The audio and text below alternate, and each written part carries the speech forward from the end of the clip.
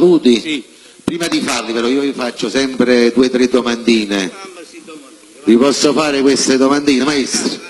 Allora, lei ha venduto 1 milione di copie con la canzone Per Sempre, che sensazioni ha provato? Secondo te che sensazione può provare?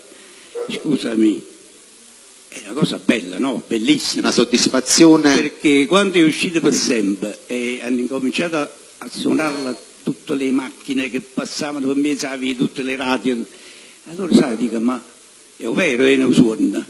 Invece quella era realtà.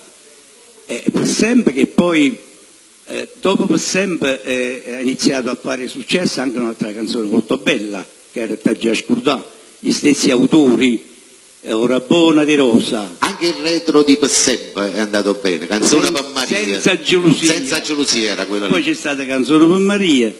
E poi dopo uno si ferma e dice, che succede? Che succede?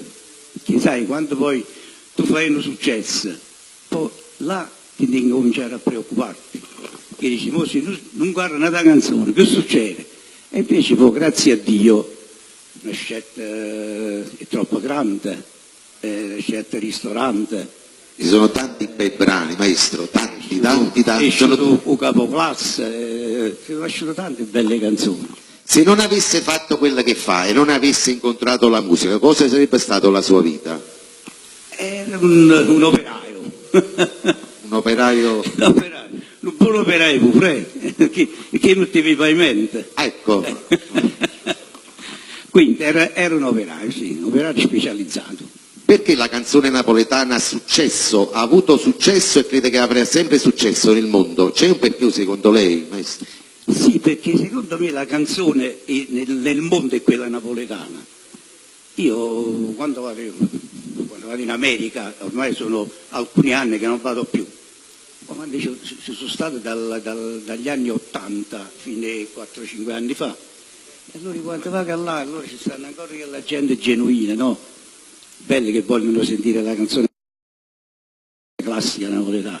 Ecco, io mi voglio complimentare con il maestro che tu tieni uno che sa la canzone classica che significa. Il maestro Allocca. Complimenti, maestro, complimenti.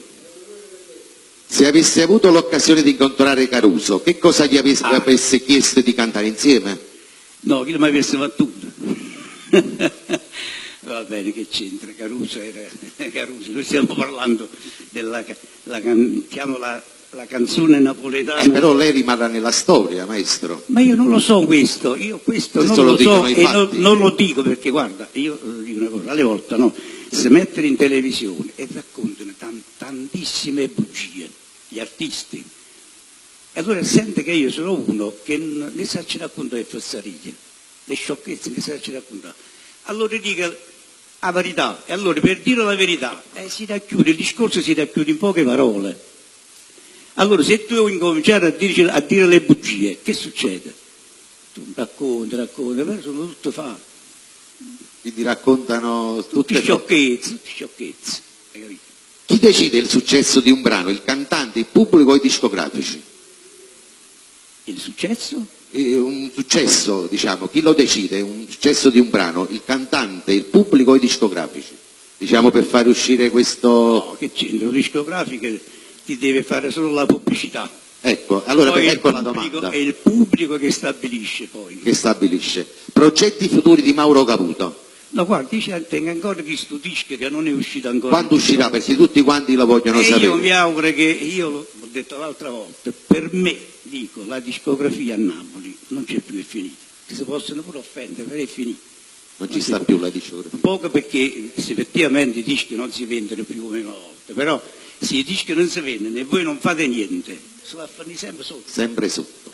E il prossimo disco quando uscirà, maestro? Ma non lo so, e quello è pronto il disco. Quindi per i fan di Mauro Caputo io tra poco tempo. Mi auguro di farlo uscire al più presto possibile. Vogliamo fare questi saluti, maestro? Sì. Io vorrei salutare un caro amico mio, no? La carrozzeria Salvetti Alfredo, il centro estetico della tua auto.